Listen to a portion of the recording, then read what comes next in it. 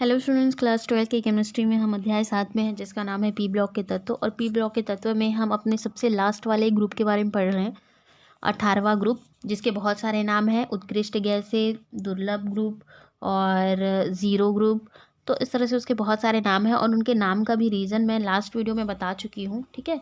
और उनमें कौन कौन से तत्व आते हैं, हेमा, नेहा और करीना जाएंगे रंग जमाने, मतलब कि helium, neon, argon, krypton, xenon और रेडॉन, ठीक है। इतने सारे तत्व आते हैं। और आज हम डायरेक्ट पढ़ेंगे। मैंने लास्ट में आपको इलेक्ट्रॉनिक विन्यास भी बता दिया था, तो आज हम उसकी गुणों के बारे में पढ़ेंगे। इलेक्ट्रॉन बंधुता चूँकि मैंने बता दिया था, ठीक है, कि इनका जो इलेक्ट्रॉन बंधुता होता है वो नहीं होता है, क्योंकि इनके पास ऑलरेडी 8 इलेक्ट्रॉन होते हैं, इसलिए इनके पास इलेक्ट्रॉन ग्रहण करने की कोई प्रवृत्ति नहीं होती, जिनके कारण इनका इलेक्ट्रॉन बंधुता का मान क्या होता है, धनात्मक होता है। और पहले ये माना जाता था कि इलेक्ट्रॉन बंधुता के मान 0 माने जाते थे, ठीक है। तो ये सारी चीज़ें हम पढ़ चुके हैं, तो जो हम नहीं पढ़े हैं हम उसको पढ़ लेते हैं, ठीक है। ये जो क्वेश्चन है आपके अभी के असाइनमेंट में पूछा भी गया कि 18वें समूह के जो तत्व है वो तुलनात्मक रूप से बड़े क्यों होते हैं, ठीक है। तो अन्य समूह की भांति इन समूह के तत्वों का परमाणु आकार हीलियम से लेकर रेडॉन तक, ठीक है। हमने यहाँ पे तत्वों के नाम लिख लेते हैं, जैसे कि बाकी के तो नाम यहाँ पे लिखाए हैं। तो हीलियम से लेकर रेडॉन तक की इनकी परमाणु त्रिज्या क्या होती है, बढ़ती है, क्योंकि कोषों की संख्या क्या होती है, बढ़ती जाती है ना। जैसे कि यहाँ पे 2 8 8 है, फिर 18 8 है, फिर 18 18 8 है। तो इस तरह से कोषों की संख्या क्या हो रही है, बढ़ रही है। और इनके संयोजी कोष में, मतलब लास्ट वाले में कितने इलेक्ट्रॉन होते हैं, 8 इलेक्ट्रॉन होते हैं, है ना। देखिए सबके में 8 इलेक्ट्रॉन है। और इसके कारण क्या होते हैं, समूह में तत्वों का जो आकार है वो बगल वाले समूह, मतलब 17वें समूह के आकार से क्या होते हैं, बड़े होते हैं, ठीक है। अब यहाँ पे देखिए आनन, एंथैल्पी, ये सारी चीज़ें जो है बता चुके हैं। घनत्व और गलनांक, क्वथनांक देख लेते हैं।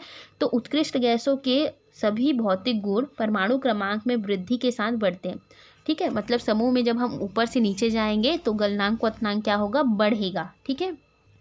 मैंने ये भी बता दिया था कि 18वें समूह के जो तत्व होते हैं वो एक परमाणुक होते हैं, ठीक है। तो वो जो मैंने नोट्स में आपको बताया था उसको आप नोट कर लीजिएगा। विलेयता वाला पॉइंट नहीं पढ़े थे, इसलिए हम देख लेते हैं इसको। उत्कृष्ट गैस जो है जल में अल्प विलेय होते हैं, मतलब बहुत कम मात्रा में विलेय होते हैं। इनकी विलेयता समूह में नीचे जाने पर क्या होगी, बढ़ेगी, ठीक है। बस इतना ही। अब उसके बाद देखिए गलन की एंथैल्पी और वाष्पन की एंथैल्पी। तो उत्कृष्ट गैसों की जो गलन एवं वाष्पन की एंथैल्पी का मान क्या होता है, बहुत कम होता है, क्योंकि द्रवीभूत अवस्था, मतलब कि जो लिक्विड फॉर्म अवस्था है में इनके परमाणुओं के बीच में दुर्बल अंतर परमाणविक बल पाया जाता है, मतलब कि बहुत वीक बॉन्ड पाया जाता है, इसलिए ये द्रव रूप में अवस्था में होते हैं, ठीक है। तो आपको इसको करने की ज़रूरत नहीं है, बस जो इम्पोर्टेंट है बस उसी को कीजिए।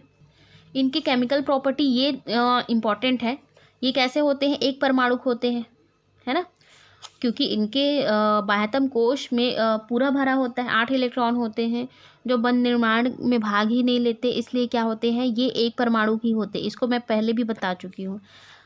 सेतु तत्व, आवर्त सारणी में तत्वों की भौतिक और रासायनिक गुणों में क्रमिक परिवर्तन पाया जाता है, और ये लोग क्या होते हैं, ऋणात्मक और धनात्मक वाले के बीच में रहते हैं। मतलब इनके बगल वाले में कौन रहते हैं, ऋणात्मक वाले 17वें समूह। और अगर इनके आगे वाले बात करें तो पहले ग्रुप में क्या रहते हैं, धनात्मक वाले रहते हैं, ठीक है। तो ये जो 18वां समूह है ये क्या काम करता है, एक ब्रिज की भांति काम करता है, ठीक है। जैसे कि एक ब्रिज होता है जो 2 गांवों को जोड़ता है या फिर 2 पर्टिकुलर जगह को जोड़ता है, तो उसी तरह ये जो 18वां समूह है ये 17वें समूह और पहले समूह, उनके बीच में सेतु का काम करता है, ब्रिज का काम करता है। अगला जो है रासायनिक अक्रिय प्रकृति, क्योंकि इनके जो है अष्टक पूरे होते हैं, इसलिए ये लोग क्या होते हैं, केमिकल रिएक्शंस में जल्दी से भाग नहीं लेते हैं, क्योंकि ये लोग इलेक्ट्रॉन ग्रहण नहीं कर सकते, तो इनकी क्रियाशीलता क्या होती है, कम होती है, ठीक है। लेकिन यहाँ पे देखिए क्रिप्टॉन, जेनॉन विशिष्ट परिस्थिति में क्या करते हैं, यौगिक का निर्माण करते हैं। अभी हम इनके यौगिकों के बारे में भी देखेंगे, इसको भी मैंने लास्ट वीडियो में आप लोग को बताया था। स्थायी इलेक्ट्रॉनिक विन्यास, तो इनके संयोजी कोश में 8 इलेक्ट्रॉन संतृप्त होते हैं, जिससे ये तत्व इलेक्ट्रॉन ना तो ग्रहण कर सकते हैं और ना ही त्याग कर सकते हैं, ठीक है। तो इसलिए इनका जो इलेक्ट्रॉनिक विन्यास है वो भी स्थायी होता है। आयनन एंथैल्पी,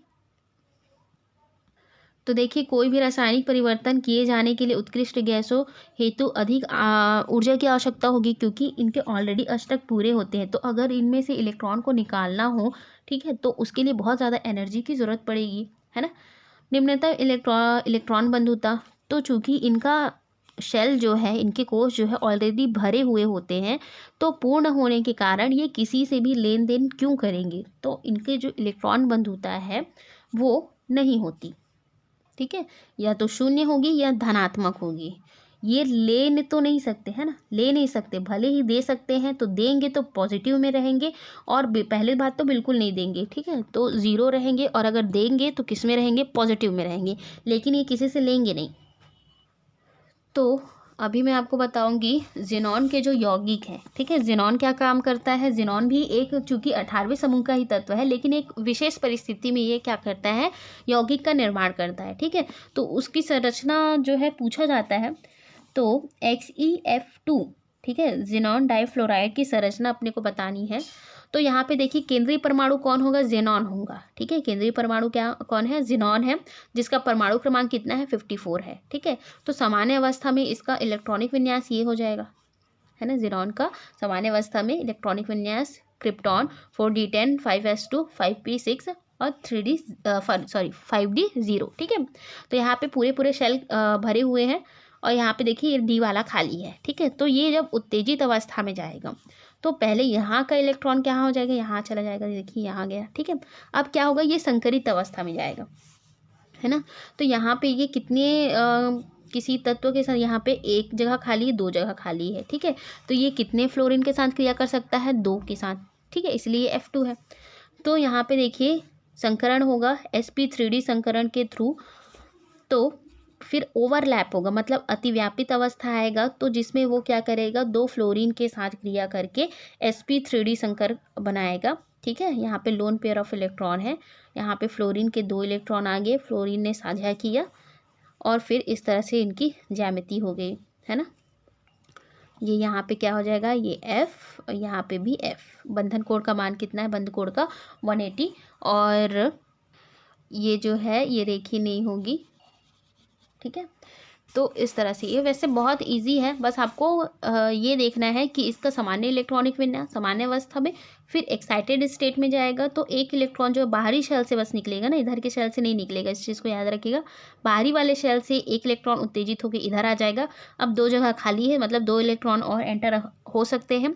संकरित अवस्था में आएगा तो sp3d संकर होगा, और फिर ओवरलैप करेगा 2 फ्लोरीन के साथ और sp3d संकर कक्ष बनाएगा, ठीक है।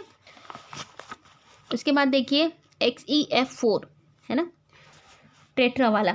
तो यहाँ पे देखिए ज़ीनॉन टेट्रा फ्लोराइड में केंद्रीय परमाणु कौन है, ज़ीनॉन ही है, जिसका परमाणु क्रमांक कितना है, आपको हर बार वही लिखना है। अब यहाँ पे देखिए उत्तेजित अवस्था में एक इधर चला जाएगा, फिर दूसरा बार जब उत्तेजित अवस्था आएगा फिर दूसरा वाला भी इधर चला जाएगा, ठीक है। यहाँ पे उत्तेजित अवस्था में ये दोनों जो है चले गए हैं, क्योंकि कितने के साथ क्रिया करेगा, 4 के साथ, तो 4 शेल खाली होना चाहिए, मतलब 4 इलेक्ट्रॉन के लिए जगह खाली होना चाहिए, इसलिए पहले वाले में ये गया, फिर दूसरे वाले में ये चला गया, ठीक है। तो यहाँ पे देखिए अब कितने स्पेस खाली हो गए, 4 स्पेस खाली हो गए।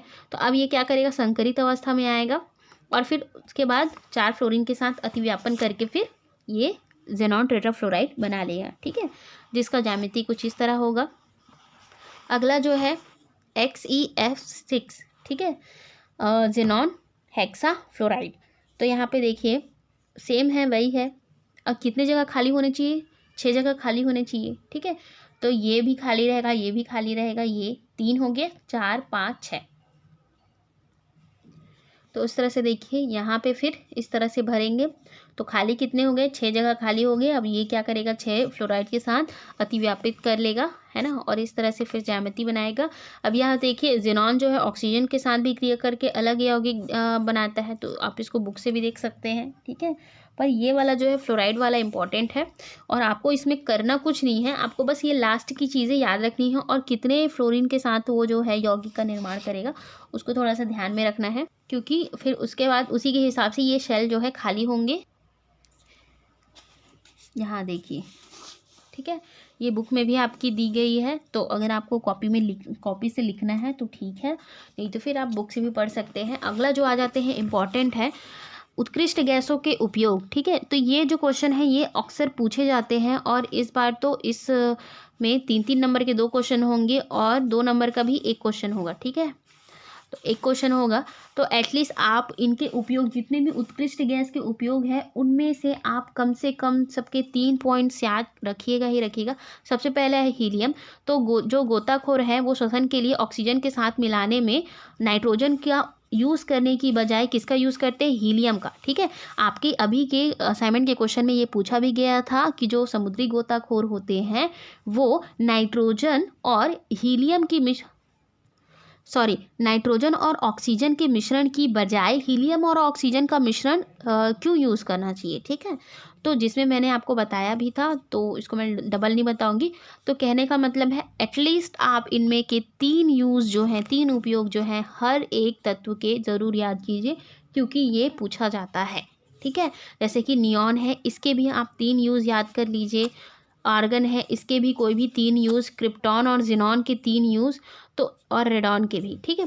तो इन बिल्कुल भी आप इस चीज़ को मिस मत कीजिएगा, स्किप मत कीजिएगा। ये जो उपयोग है बहुत इंपॉर्टेंट है, क्वेश्चन भी बना के देता है, जैसे कि अभी के असाइनमेंट में भी दिया, ठीक है।